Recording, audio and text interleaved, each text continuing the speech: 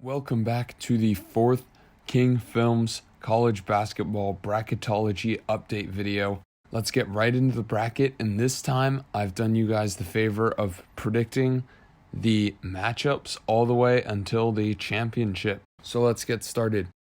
In the top left quadrant, we've got Gonzaga against 16 seed Georgia State. So Gonzaga is the number one overall seed. We've got 8-9 matchup between Louisville and VCU. I've got Louisville beating VCU in that match. I think it'll be a close game. Of course, Gonzaga beating the 16 overall seed. And then I have Gonzaga beating Louisville. I think Gonzaga obviously deserves that number one overall seed. Until I see otherwise, I'm going to continue to pick them. Then we've got Florida State, who's rolling against a good Santa Barbara team. I'm going to take Florida State to win. They got a huge win over Virginia today. And I am going to have our first upset here at Wright State over number 4 seed USC here.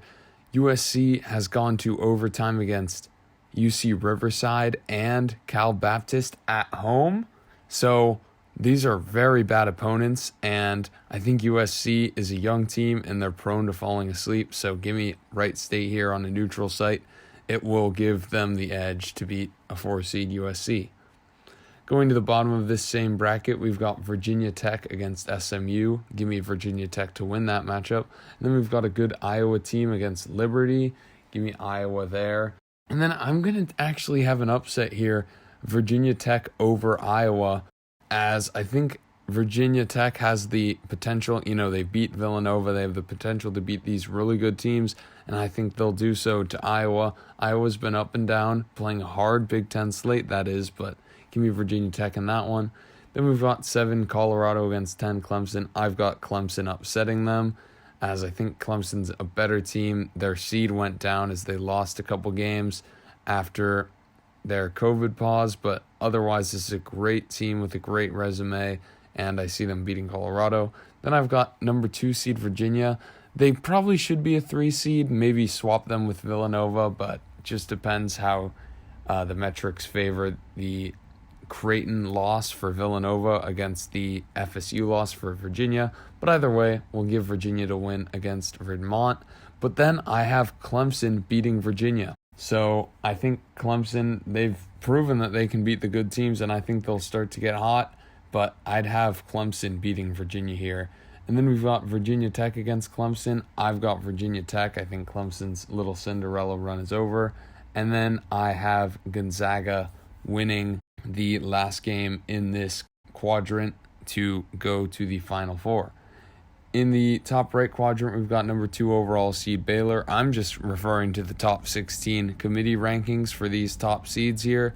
So they clearly had Baylor at number 2, and they didn't even play. So we'll keep them at number 2. And then I'm going to have San Diego State winning over Xavier. San Diego State has gone up a lot recently just because they've got some friendly wins to go their way in terms of the algorithms. Xavier just lost as well. So give me San Diego State here to play Baylor, in which I'll have Baylor winning probably handily here.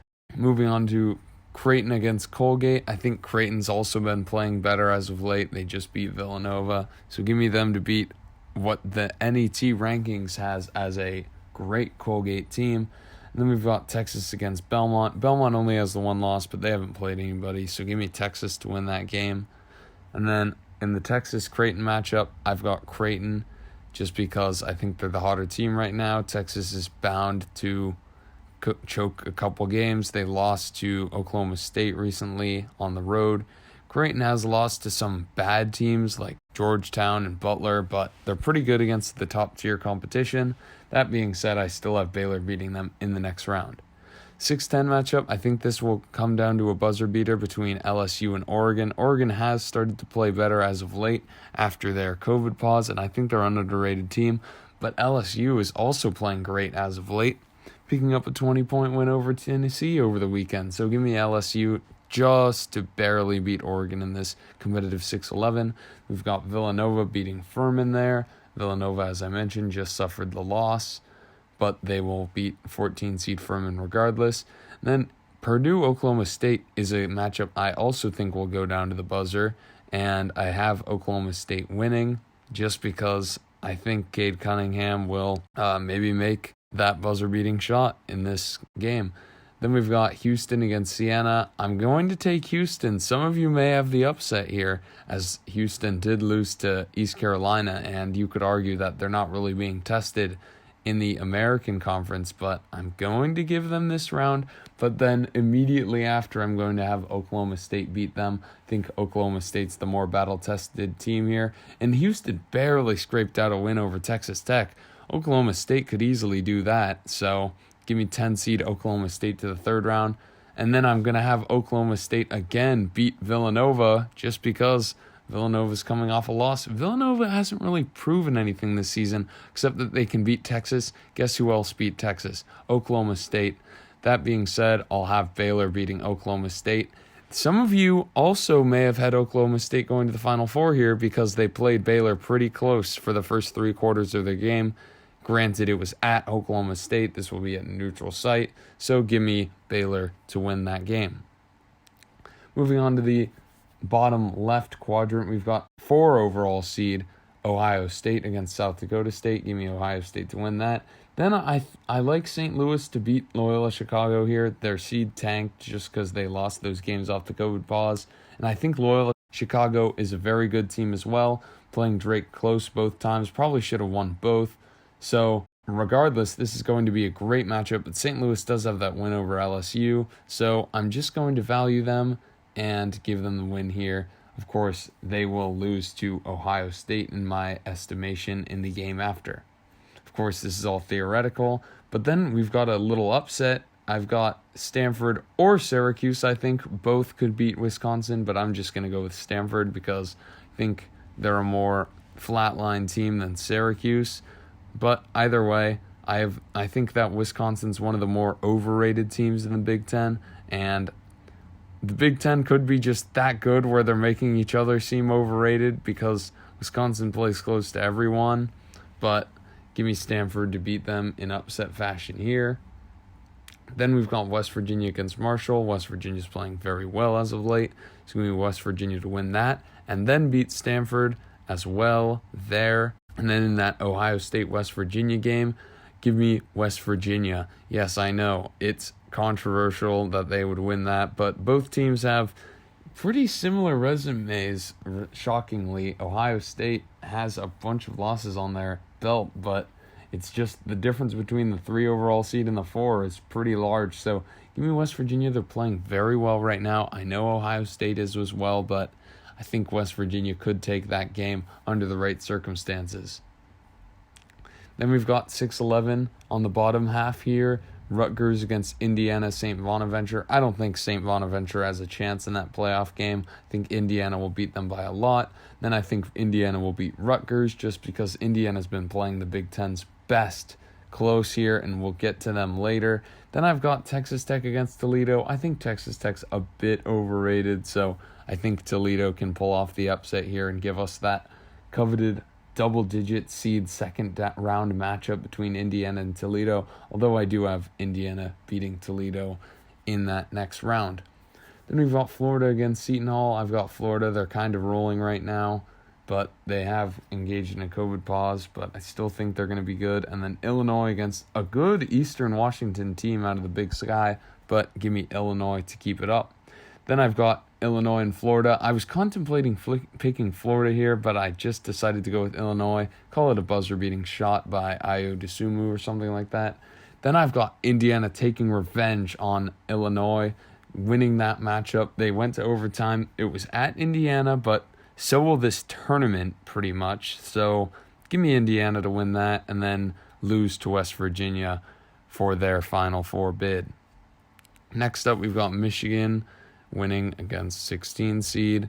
Then we've got BYU against Minnesota. And Minnesota, once they pick up a road win that isn't Nebraska, you can call me because they have choked down the stretch here. They beat Purdue at home, but just lost on the road. I think it was to Maryland. So give me BYU to win this year and then immediately just get smacked up by Michigan in the next round, because I think Michigan's very good despite the COVID pause. They did beat Wisconsin right after, and that's pretty embarrassing because it was a 3-week-long pause.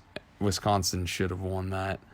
Then we've got Kansas against Colorado State. I think Kansas has been playing better as of late, so give me Kansas to beat Colorado State here. And then I've got Winthrop beating Tennessee, another upset here. I think Tennessee has been falling off their horse as of late. Losing their latest loss to LSU kind of tells the whole story. An LSU team that really didn't have very many good wins before that game. I think Tennessee could easily lose to a good Winthrop team. Next up, we've got Missouri against Boise State. Both of these teams are on the downward spiral as far as I'm concerned, as is most of the SEC's top-tier teams at large. Give me Missouri to just squeak this one out. Boise State is very good, but they were playing their best basketball towards the beginning of the season. Then we've got Oklahoma over Abilene Christian. Then I'm going to have Oklahoma beating Missouri here to force a rematch against Alabama in the game that they won first. But let's see how Alabama got there. They beat Grand Canyon. And then they beat UCLA, who beat Arkansas. I think Arkansas is pretty overrated, even though they did beat Missouri. Missouri is on the downward spiral, as we said. And a matchup between Arkansas and Alabama in the second round probably would not be able to happen by the committee. But we don't really care about that because it's UCLA against Alabama. And I've got Alabama taking that one. But then I've got Alabama winning against Oklahoma. I think they have the three-point shooting to get it done if they can stay hot, and I think they will be able to. But then I ultimately have them going to their downfall against Michigan. They have the three-point shooting to do it, but I don't think they can do it this many times in a row. And that is why Alabama's ceiling is probably the Elite Eight here. In the Final Four, Baylor, Michigan. I've got Baylor. And then I've got Gonzaga beating West Virginia again to force that Gonzaga-Baylor matchup that we all wanted to see, but really just isn't going to happen anymore because of Baylor's COVID issues. The first time it was because of Gonzaga's. And in that matchup, I have Baylor winning, but who knows how Baylor's going to respond to their lengthy COVID pause. Same thing with Michigan. We've only had that small sample size of the Wisconsin test, but these are questions for later on. On to the waiting room, we've got a 10-10 Maryland team that has plenty of quality wins on its resume. Second, we've got UConn, who just picked up a win. Third up, we've got Ole Miss, who picked up a good week this week, beating Missouri in one of their 2 losses. Utah State has been all around the bubble this year, so they'll just have to stay consistent in the Mountain West and hope for action. And then Richmond is out of a stacked A10. They'll definitely have opportunities to improve their resume. Number 6, Georgia Tech. They've been floating around this zone the whole time, just can't stretch together enough wins to get it done. 7th, we've got Memphis, who lost an opportunity to get a quality win against Houston this weekend, but maybe they can get another one in the American tournament, although at that point they may have just won themselves a bid anyways. And then finally, we've got St. Mary's. They were mentioned last time, but they just have to keep it up in the WCC, and like Richmond or UConn, just have to kind of wait for chaos, and Utah State as well. Thank you for watching. Please be sure to like and subscribe and comment your own predictions and bracket below.